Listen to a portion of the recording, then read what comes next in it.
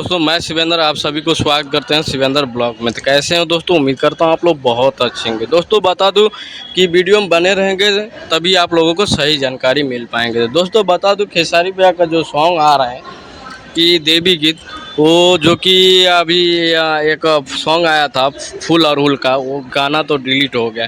तो भाई लोग कि ये क्या हो रहा है, लगता है अभी तक एग्रीमेंट ख़त्म नहीं हुआ। इसके लिए मतलब ये गाना आते हैं और मतलब डिलीट हो जाते हैं। तो भाई लोग क्या मतलब राय है, जैसे ही कुछ इन्फॉर्म आता है तो आप लोगों को भी बताया जाएगा वीडियो के माध्यम से। तो दोस्तों बता दूं कि ढेर सारा प्यार दीजिए कि जल्द से जल्द ये एग्रीमेंट ख़त्म हुआ जाए और आप लोगों को भी अच्छे से अच्छे गाना आए। और भाई लोग बहुत सारे गाना मतलब देवी गीत शूटिंग हुआ है, तो जो कि नहीं आ पा रहे हैं कि यही मसला है, सो इसीलिए नहीं आ रहे हैं। तो चलते हैं अगले वीडियो मिलते हैं, तब तक के लिए अपना ख्याल।